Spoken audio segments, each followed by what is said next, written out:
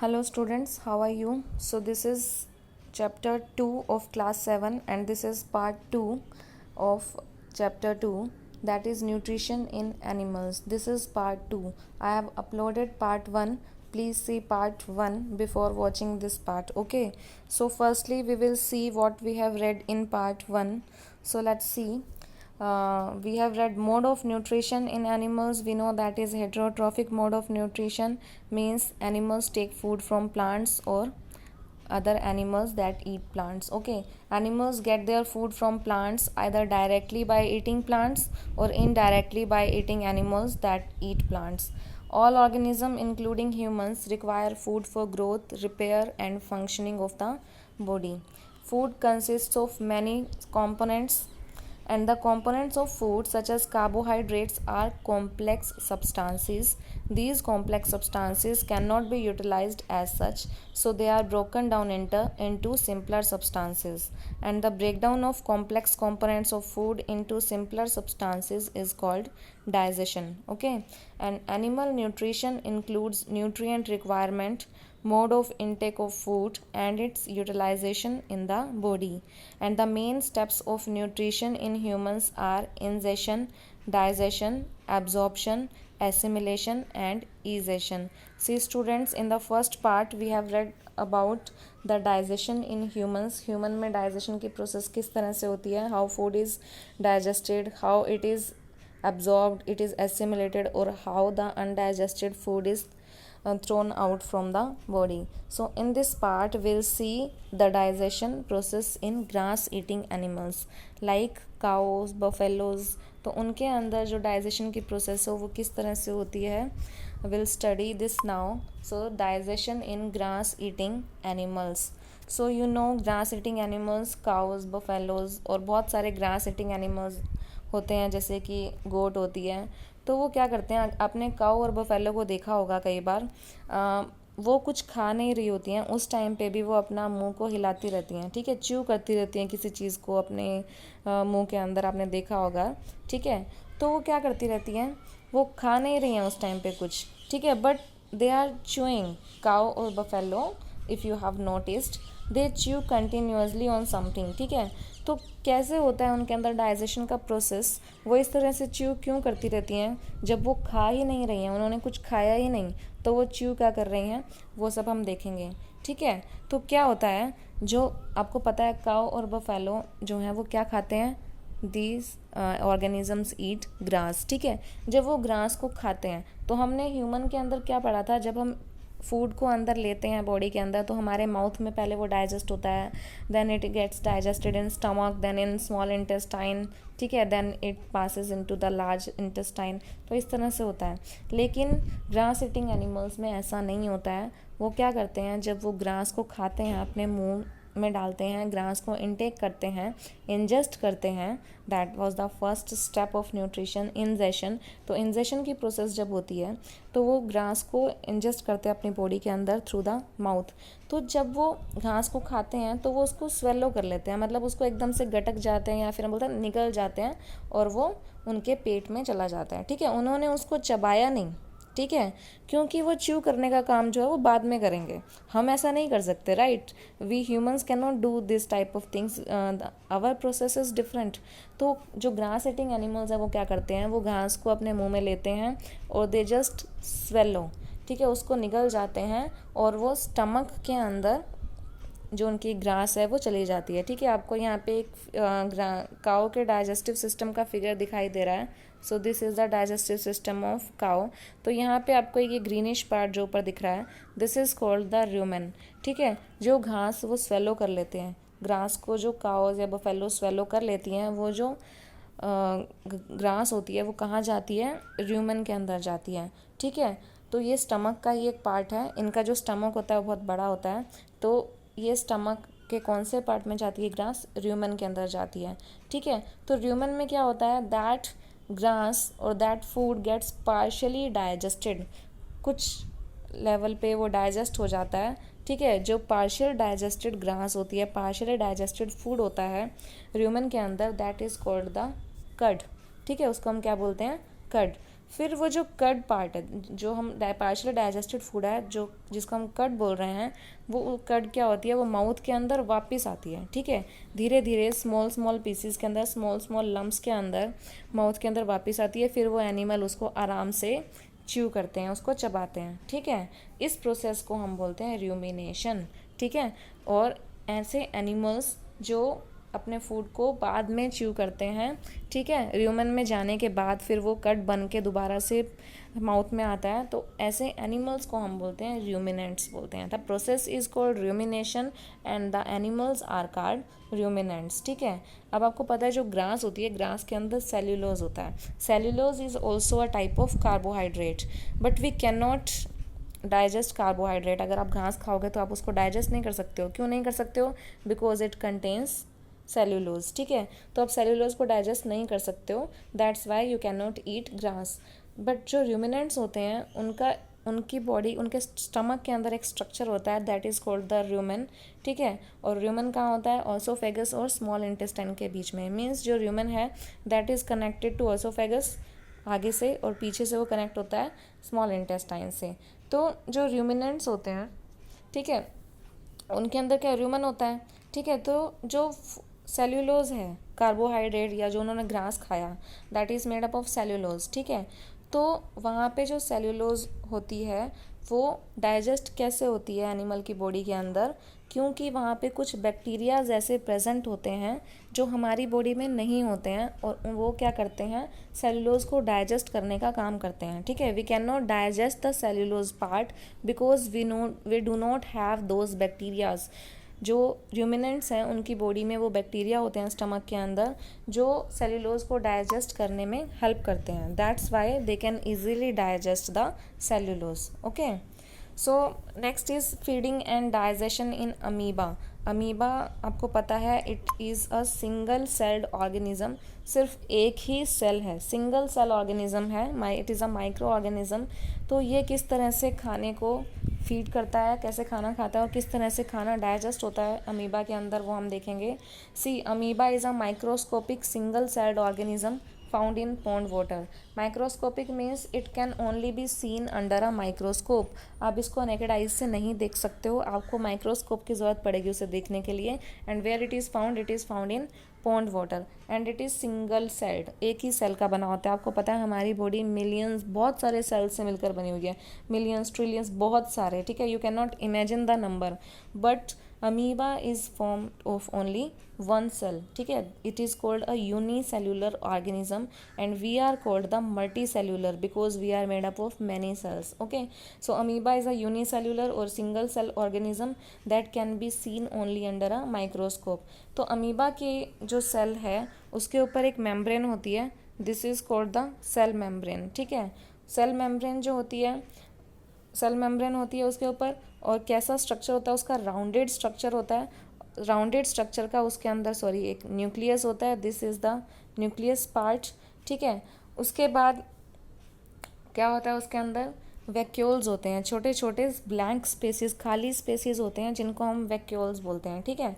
और क्या होता है, जो अमीबा है वो अपनी शेप चेंज करता रहता है, this is not the specific shape of amoeba, यही शेप नहीं होती है अमीबा की। अमीबा आपको अलग अलग शेप्स में मिलेगा because amoeba changes its shape continuously, ठीक है। अमीबा जो है वो अपनी शेप कंटिन्यूसली चेंज करता रहता है।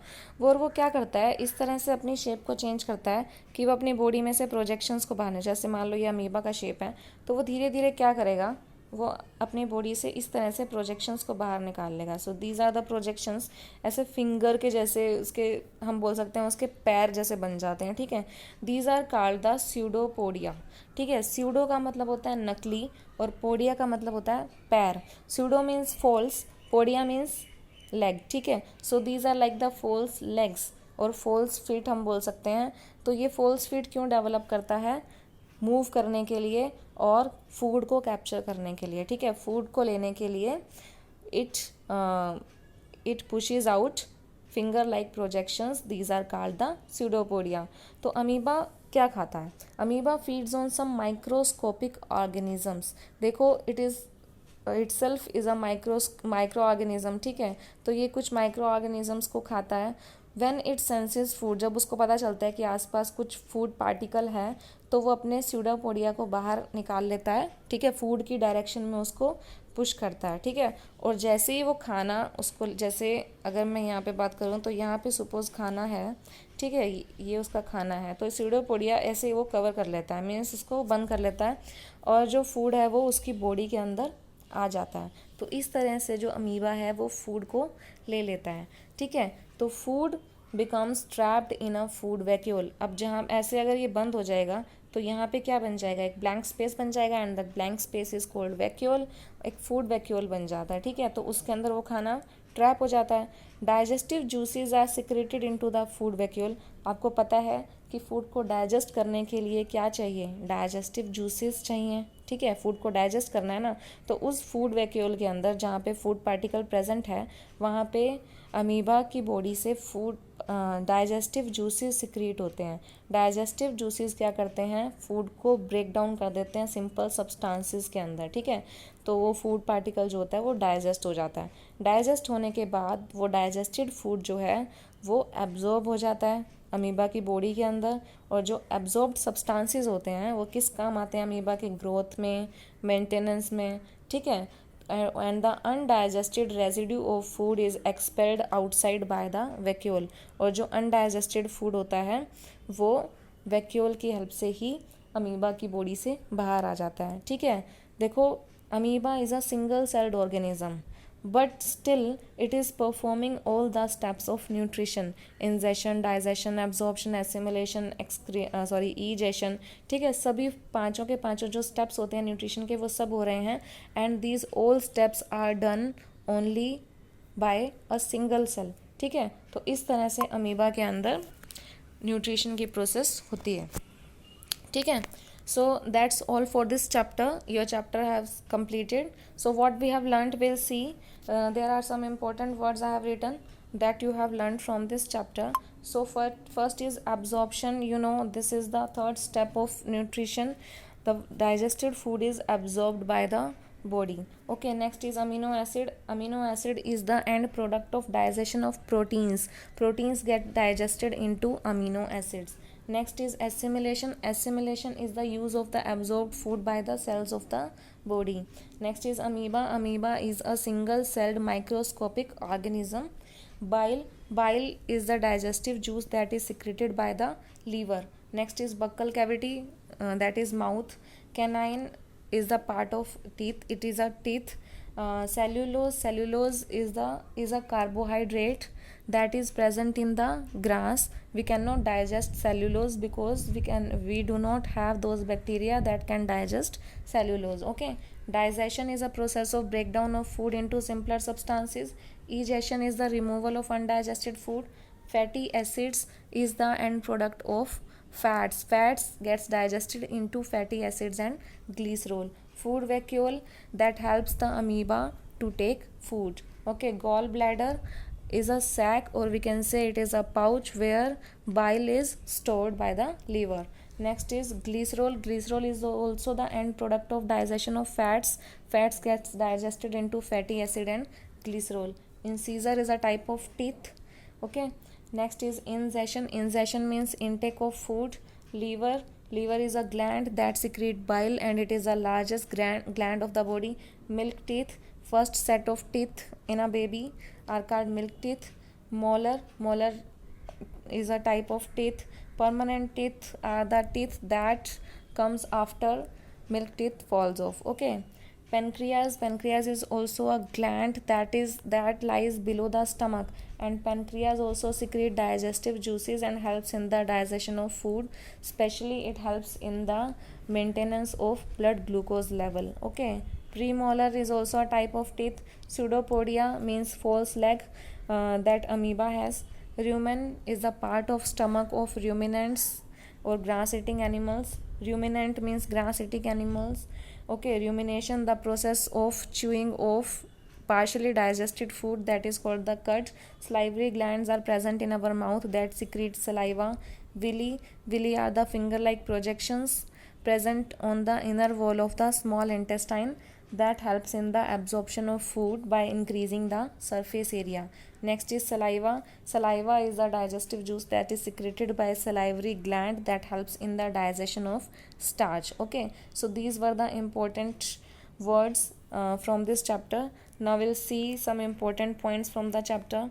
First is animal nutrition includes nutrient requirement, mode of intake of food, and its utilization in the body. The human digestive system consists of alimentary canal and secretory glands.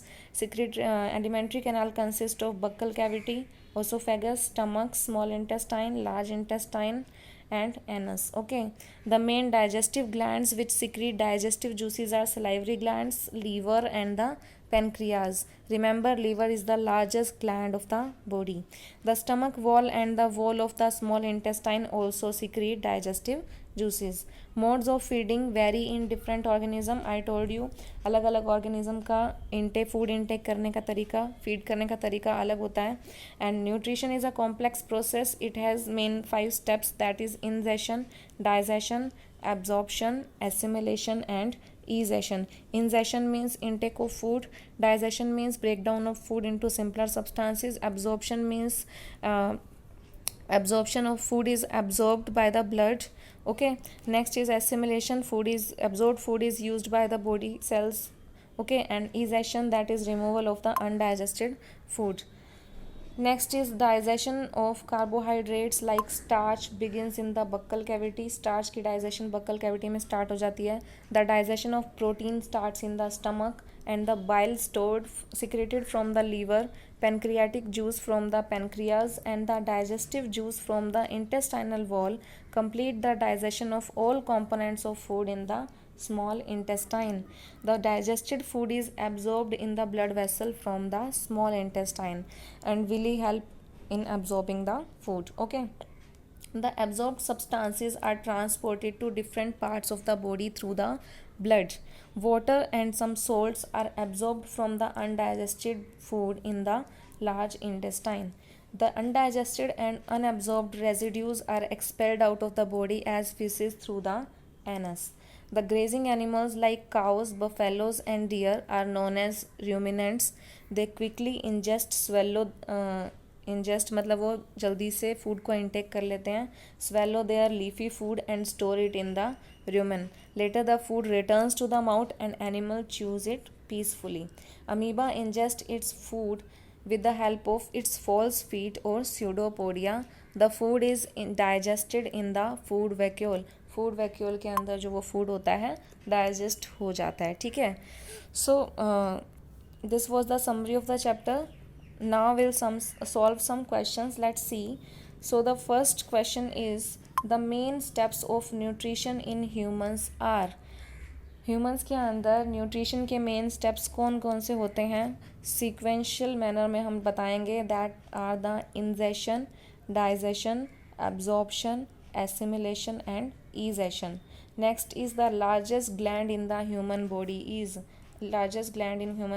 is liver. Okay, the stomach releases hydrochloric acid and digestive juices which act on food. The inner wall of small intestine has many finger-like outgrowths called villi. Okay, amoeba digest its food in the food vacuole. Okay, that is food vacuole. Okay, next is digestion of starch starts in the stomach. True or false? It is false because digestion of starch starts in the mouth. Next, the tongue helps in mixing food with saliva. It is true. The gallbladder temporarily stores bile. It is also true.